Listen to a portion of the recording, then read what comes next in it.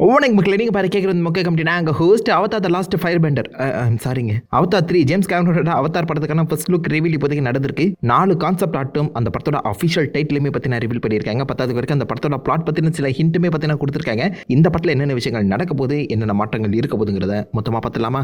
First இந்த title கிட்ட இருந்து போயிடலாம். Official title Avatar the fire and ash. So இதுக்கு முன்னாடி என்ன டைட்டில் வச்சிருந்தாங்கன்னா அவதார் த சீட் பியரர்னு சொல்லி வச்சிருந்தாங்க. அது இப்போதைக்கு மாற்றிருக்காங்கன்னு நினைக்கிறேன். ஃபயர் அண்ட் ஆஷ்னு சொல்லி ரொம்ப ஒரு காமனான டைட்டில் வந்து பார்த்தீங்கன்னா கொண்டு வந்து கொடுத்துருக்காங்க. இதுக்கு முன்னாடி வே ஆஃப் வாட்டர்னு இருந்துச்சு. புரியுதா? படம் எர்த்து சம்மந்தப்பட்டது, அதாவது மரம் செடி கொடிகளை வந்து அழிக்கிற மாதிரி காமிச்சிட்டாங்க. அதை தொடர்ந்து வாட்டர் தண்ணிக்குள்ளே வந்தாங்க. இப்போதைக்கு ஃபயரு. அடுத்த படம் கண்டிப்பாக ஏராக தான் இருக்கணும். அதை தொடர்ந்து எல்லா மக்களையுமே ஒன்று சேர்த்து அவதார் த லாஸ்ட் ஏர் பெண்டராகவே இந்த பக்கம் மாறிடுவாங்க போல. கிட்டத்தட்ட அதை அப்படியே கொஞ்சம் பட்டி பண்ணி கூட்டு வரப்போ தான் எனக்கு தோணுது. பட் எனிவேஸ் இப்போதைக்கு இந்த படத்தோட official title Avatar fire and ash. இதோட அவங்க சாதாரண டைட்டிலாக கொடுக்கல. பிகாஸ் இந்த படத்தில் ஒரு புது நாவி கிளான் வந்து பார்த்தீங்கன்னா இன்ட்ரடியூஸ் பண்ண போகிறாங்க. ஃபர்ஸ்ட் படத்தில் நீங்கள் ஒமெட்டிக்காயை பார்த்துருப்பீங்க. இக்ரான்ஸ் எல்லாத்தையுமே வச்சு இந்த மாதிரி பறந்துட்டு இருப்பாங்க. செகண்ட் படத்தில் அந்த தண்ணியில் வாழக்கூடிய மெட்கைனா கிளானை பார்த்துருப்பீங்க. இப்போதைக்கு 3வது முக்கியமான ஒரு clan fire people. So fire and ash people. இவங்களுடைய பேர் வந்து பார்த்தீங்கன்னா என்னன்னு சொல்லி ரிவீல் செய்யப்படல. அதுக்கு நம்ம படம் வரைக்கும் காத்துட்டு இருக்கணும்னு நினைக்கிறேன். பட் அவங்களுடைய ஃபர்ஸ்ட் லுக்கை இந்த மாதிரி சில முக்கியமான 4 கான்செப்ட் ஆர்ட்டில் வந்து பார்த்தீங்கன்னா ரிலீஸ் பண்ணியிருக்காங்க. 4 கான்செப்ட் ஆர்ட்டையும் பேக் டு பேக் பார்த்துலாமா? ஸ்டார்டிங் வித் இந்த கான்செப்ட் ஆர்ட். ஸோ இதில் நம்ம அந்த ஃபயர் அண்ட் ஆஷ் பீப்புளோட லீடரை பார்க்குறோம். வெராங்க் ஒரு ஃபீமேல் லீடர் தான் இருக்க மாதிரி சொல்லியிருக்காங்க. அண்ட் அவங்க ஒரு ஃபியர்ஸான வாரியராக இருப்பாங்களாம். இதுக்கு முன்னாடி வந்த நாவி மக்கள் எல்லாருமே ரொம்ப அன்பு போதிக்கக்கூடியவங்க, நேச்சர் கூட ஒன்று சேர்த்து வாழணும் அப்படின்னு சொல்கிறவங்க. பட் இந்த ஃபயர் பீப்புள்ஸ் எல்லாருமே பேருக்கு ஏற்ற மாதிரி எப்போதுமே ஆக்ரோஷமாக இருக்காங்களாம். பார்த்தோன்னே அடிச்சுட்டு அப்புறம் தான் கேள்வியை கேட்பாங்களாங்க. அந்த மாதிரி ஒரு வாரியர்ஸாக இருக்கவங்கள தான் காமிக்க போகிறதா சொல்லப்பட்டிருக்கேன். மற்றவங்க எல்லாருமே எய்வா கூட கனெக்ட் ஆகியிருப்பாங்க. அமைதியை வாழக்கூடியவங்க, பீஸை விரும்பக்கூடியவங்க. பட் இங்கே இருக்கவங்களுடைய அந்த லுக்கை பார்த்தாலும் உங்களுக்கு தெரியணும். They are fierce warriors. And அவங்களுடைய இக்ரான்ஸை பாருங்க, தலையில் கொம்புலாம் வச்சுக்கிட்டு பயங்கரமாக இருக்குது. லைட்டாக ஒரு ஹாரர் ஃபீல் வரதாக செய்யுது. ஒரு மாதிரி பயங்கரமாக இருக்காங்க. பார்க்கவே வேற மாதிரி ஒரு லுக்கில் தான் இருக்காங்க. அதை தொடர்ந்து இந்த பிக்சர். ஸோ இதில் அவங்க நடுவில் ஒரு கேம்ப் ஃபயர், முல்லைக்கு ஒரு ஃபயர் மாதிரி ஏற்றிட்டு அதை சுற்றி வந்து பார்த்தீங்கன்னா டான்ஸ் ஆடுற மாதிரி தெரியுது. மோஸ்ட்லி அது அவங்களுடைய ரிச்சுவலாக இருக்கணும்னு நினைக்கிறேன். அகைன் அந்த லுக்கை திடீர்னு பார்க்கும்போது இது அவதாரா இல்லை ரெசிடென்ட் ஈவிலாடா அப்படின்னு சொல்லி கேட்குற மாதிரி தானே இருக்குது. மோஸ்ட்லி அவங்க ஒரு ஜாம்பி ஃபீலை தான் கொண்டு வராங்க. உடம்பு முழுக்க ப்ளூ கலரில் இல்லை, அவங்க லைக் ஒரு பேல் ஒயிட் கலரில் தான் இருக்காங்க. அண்ட் சில பேர் அங்கே இடத்துல பார்த்தீங்கன்னா மாஸ்க்லாம் போட்டிருக்காங்க. அந்த மாஸ்க்கை பார்த்தாலே பயங்கரமான ஒரு மாஸ்க்காக தான் இருக்குது. வராங்கே எடுத்துக்கோங்களேன், அங்கே வராங்க ஒரு தலையில் இருக்க அந்த மாஸ்க்கே ரொம்ப விகாரமாக இருக்குது. மோர் லைக் ஒரு கேனிபல்ஸ் மாதிரி தான் வந்து காமிக்க ட்ரை பண்ணியிருக்காங்க. கேனிபல்ஸ் மீன்ஸ் ரொம்ப கொடூரமானவங்களாக வந்து பார்த்தீங்கன்னா ப்ரெசென்ட் பண்ணியிருக்காங்கன்னு நினைக்கிறேன். D23 ஈவெண்ட் அட்டன் பண்ண பல பேர் இந்த லுக் அப்படியே டேரெக்டாக பார்த்துட்டு அப்புறம் ஜாம்பி ஃபீல் வந்துச்சு அப்படிங்கிற வந்து சொல்கிறாங்க. எனக்கும் திடீர்னு பார்க்கும்போது ஒரு மாதிரி ஜாம்பி வைப் தான் வருது. பட் இவங்க ஜாம்பியாக இருக்கிறதுக்கான வாய்ப்புகள் ரொம்ப கம்மி. நான் முன்னாடியே சொன்ன மாதிரி இவங்க அந்த ஈவா கூட கனெக்ட் ஆகாத ஒரு செப்பரேட் கிளானாக இருக்கிறதுக்கான சான்சஸ் அதிகம். அவங்க லுக்கு, அவங்க ஆர்னமெண்ட்ஸு, அவங்களுடைய இந்த ரிச்சுவல்ஸ் எல்லாமே ஒரு சாட்டனிக் ரிச்சுவல்ஸ் வந்து ரொம்ப பயங்கரமாக இருக்குங்க. எனக்கு என்னமோ இந்த அவதார் 3ங்கிறது ஒரு ஹாரர் வைப்பு கொண்டு வருமோங்கிற ஒரு தாட் இருக்க தான் செய்யுது. அது உண்மையிலேயே நல்லா இருக்கும். இதுக்கு முன்னாடி வந்து அவதார் 1 and 2 வந்து பார்த்தீங்கன்னா ரொம்பவே சாஃப்டாக ஒரு ஃபீல் குட் வைப்பை தான் கொடுக்கும். பட் இந்த படம் ஹாரர் வைப்பை கொடுத்தா அது தாறுபாறாக இருக்கும். அண்ட் ஜேம்ஸ் கேமரோனுக்கு அது ஒன்றும் புதுசு கிடையாதுங்க. ஏலியன் எடுத்திருக்காப்புல, டெர்மினேட்டர் 1, 2. மனுஷனுக்கு ஹாரர் தனியாக சொல்லிக் கொடுக்கணுங்கிற அவசியம் இல்லை. அது எப்படி பண்ண போகிறாரு அந்த மாதிரி வெயிட் பண்ணி பார்த்தா தான் தெரியும். அதை தொடர்ந்து இந்த 2 பிக்சரில் நம்ம மெட்கைனா மக்கள் அண்ட் ஒமெட்டிக்காய் மக்கள் வந்து பார்த்தீங்கன்னா இந்த ஃபயர் அண்ட் ஆஷ் பீப்புள்ஸ் கூட ஒன்றா ரிலேட் ஆகிற மாதிரி சீக்வன்ஸ் வந்து காமிக்கப்பட்டிருக்கு. முக்கியமாக இந்த ஷாட்டில் பாசிபிள் இங்கே இருக்கிறது நெட்டீரியா தான் இருக்கணும்னு நம்புறேன். அவ தன்னுடைய அந்த பேன்ஷி மூலியமாக ஏதோ ஒரு பறக்கிற வில்லேஜை நோக்கி போயிட்டு இருக்கேன். அதுவும் இந்த ஷாட்டில் நீங்கள் பார்த்தீங்கன்னா ஒரு ஏர் பலூன் மாதிரி தான் அது காமிக்கப்பட்டிருக்கு. மேபி இந்த மக்கள் எல்லாருமே, இந்த ஃபயர் பீப்புள் எல்லாருமே ஒரு பறக்கிற வில்லேஜில் இருக்கலாம். ஸோ தரையோட தரையாக அவங்க கனெக்ட் ஆகி இல்லாமல் அவங்க மொத்த கிளானுமே ஒரு பறக்கிற ஏதாவது ஹாட் ஏர் பலூன் மாதிரி அதில் சர்வைவ் ஆகலாம் நம்புறேன். இவங்க சுற்றி ஆடிட்டு இருக்காங்களே அந்த நெருப்பே பாசிபிளி இந்த பலூனோட ஒரு ஃபியூல் சோர்ஸாக இருக்கிறதுக்கான சான்சஸ் அதிகம். அதாவது இந்த மொத்த கிளானுமே பெண்டாராவோட கனெக்ட் ஆகி இல்லாமல் செப்பரேட்டாக தனித்து விடப்பட்டிருக்காங்க போல. பட் ஒய் அப்படிங்கிற ஒரு கேள்வி எழுபதான செய்யுது. ஸோ அவங்களே இந்த பக்கம் நம்ம நெட்டிரி அண்ட் ஒமெட்டிக்காய் அண்ட் பாசிபிளி மெட்கைனா மக்கள் எல்லாருமே தங்களுடைய இந்த பேன்சீஸ் மூலியமாகவும் இக்ரான் மூலியமாகவும் கான்டாக்ட் பண்ண ட்ரை பண்ணுறாங்க போல.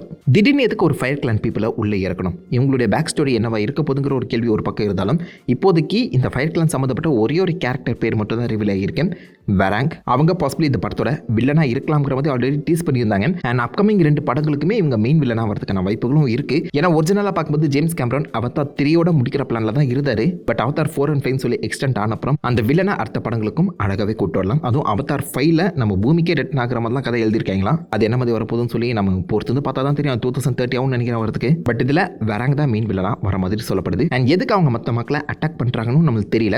இது வரைக்கும் அகைன் நம்ம நாவி மக்களை நல்லவங்களா தானே பார்த்துருக்கோம். இவங்க ஃபியர் ஃபியர்ஸ் வாரியர்ஸாக இருக்கும்போது இவங்க நாவி மக்களுக்குள்ளேயே இருக்கக்கூடிய ஒரு கெட்டவங்க தான் காமிக்க ட்ரை பண்ணுறாங்க. நாவி இனத்துக்குள்ளேயே ஒரு சிவில் வார் கூட ஆரம்பிக்கிறதுக்கான வாய்ப்புகளும் அதிகம். இந்த மாதிரி ஒரு சின்ன அடித்தளம் அவதார் 1 போட்டிருப்பாங்க.